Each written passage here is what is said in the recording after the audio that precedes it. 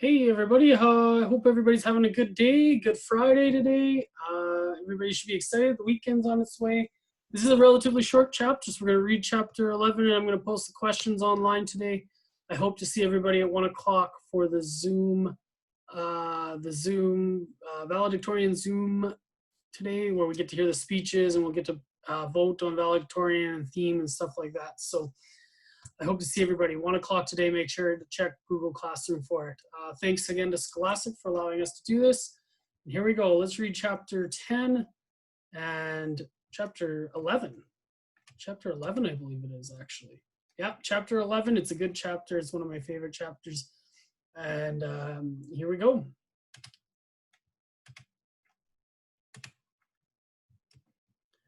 Chapter 11, The Fury. Some months earlier, just after Father received the new uniform, which meant that everyone had to call him Commandant, and just before Bruno came home to find Maria packing up his things, Father came home one evening in a state of great excitement, which was terribly unlike him, and marched into the living room where Mother, Bruno, and Gretel were sitting reading their books. Thursday night, he announced, if we've any plans for Thursday night, we have to cancel them. You can change your plans if you want to, said Mother, but I've made arrangements to go to the theater with. The Fury has something he wants to discuss with me, said Father, who was allowed to interrupt Mother even if no one else was. I just got a phone call this afternoon. The only time he can make it is Thursday evening, and he's invited himself to dinner. Mother's eyes opened wide and her mouth made the shape of an O. Bruno stared at her and wondered whether this was what he looked like when he was surprised about something.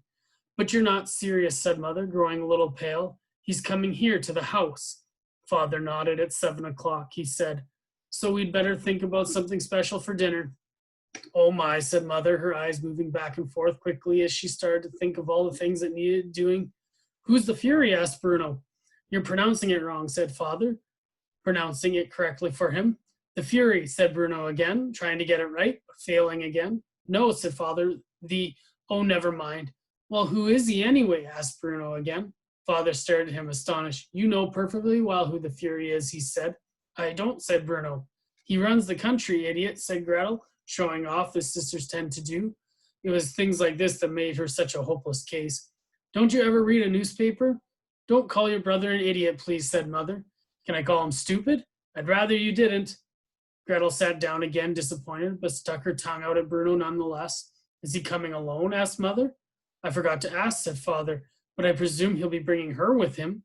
Oh my, said Mother again, standing up and counting in her head the number of things she had to organize before Thursday, which was only 2 evenings away.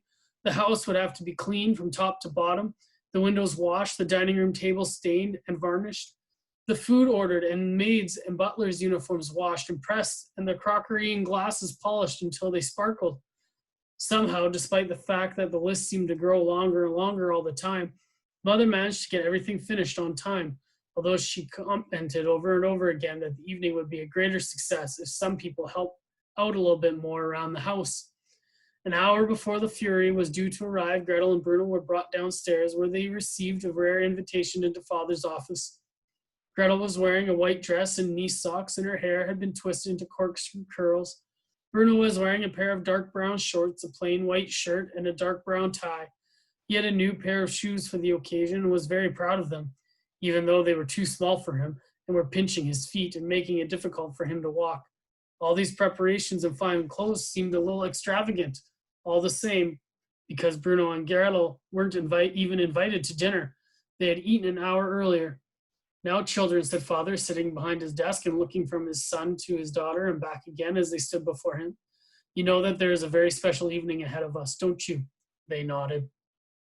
And that it is very important for my career that tonight goes well. They nodded again. Then there are a number of ground rules which need to be set down before we begin. Father was a big believer in ground rules. Whenever there was a special or important occasion in the house, more of them were created. Number 1, said Father, when the Fury arrives, you will stand in the hall quietly and prepare to greet him. You do not speak until he speaks to you, and then you reply in a clear tone, enunciating each word precisely. Is that understood? Yes, Father, mumbled Bruno. That's exactly the type of thing we don't want, said Father, referring to the mumbling. You open your mouth and speak like an adult. The last thing we need is for either of you to start behaving like children.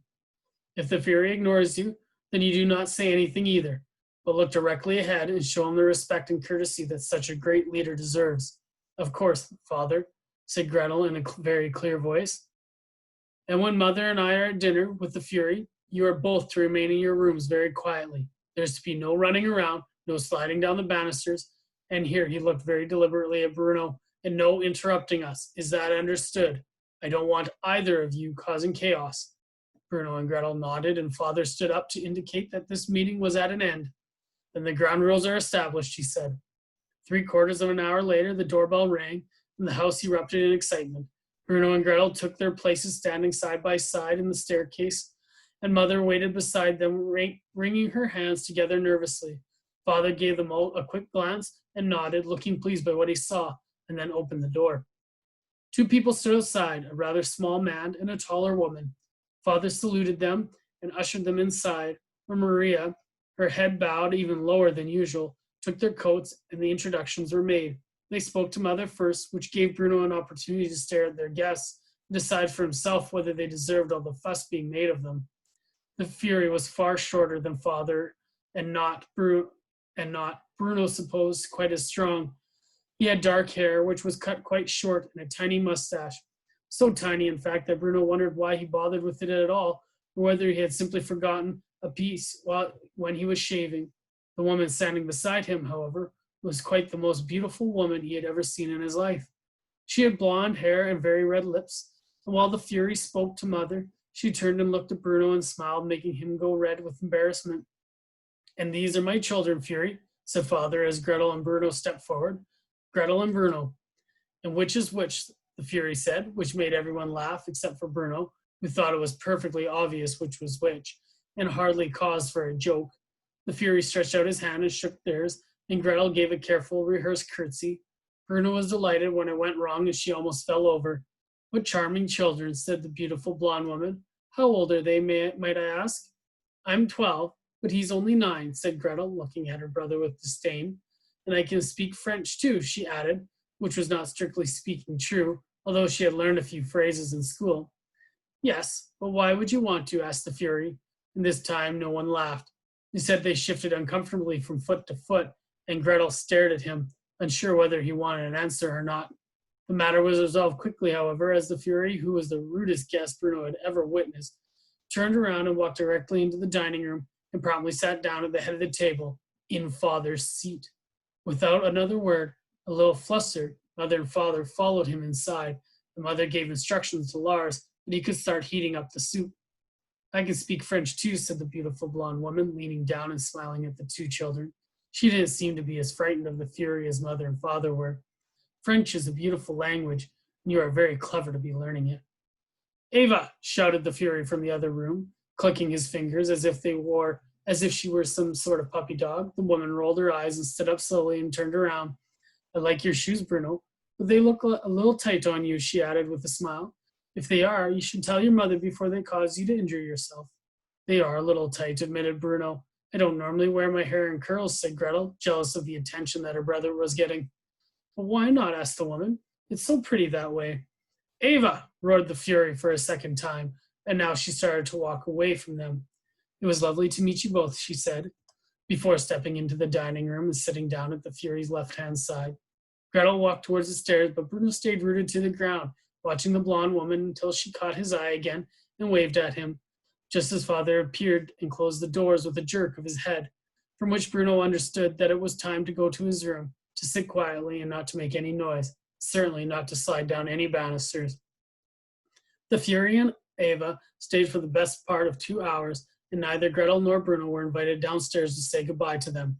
Bruno watched them leave from the bedroom window and noticed that when they stepped towards their car, which he was impressed to see had a chauffeur, the Fury did not open the door for his companion, but instead climbed in and started reading a newspaper, while she said goodbye once again to mother and thanked her for the lovely dinner. What a horrible man, thought Bruno. Later that night, Bruno overheard snippets of mother and father's conversation. Certain phrases drifted through the keyhole or under the door of father's office and up the staircase, around the landing and under the door of Bruno's bedroom. Their voices were unusually loud, and Bruno could only make out a few fragments of them. To leave Berlin, and for such a place, mother was saying. No choice. At least not if we want to continue, said father, as if it's not as if it's the most natural thing in the world, and it's not. It's just not, said mother. What would happen is I would be taken away and treated like a, said father. Expect them to grow up in a place like this, said mother. That's an end to the matter. I don't want to hear another word on this subject, said father. That must have been the end of the conversation, because mother left father's office then and Bruno fell asleep. A couple of days later, he came home from school to find Maria standing in his bedroom, pulling all his belongings out of the wardrobe and packing them in 4 large wooden crates, even the things he'd hidden at the back that belonged to him and were nobody else's business. And that is where the story began. So I really like this chapter because you really get to see what is called the Fury, and I'm sure you can figure out is actually Adolf Hitler in this story, and then his girlfriend. And we're going to learn a lot about them on Monday. We're going to do a little bit of a history English / lesson on Eva Braun and Adolf Hitler, who are two very important people in our history of World War II. So I will see everybody at the valedictorian speeches at 1 o'clock. And if I don't see you then, I'll see you Monday. Have a great weekend, everybody.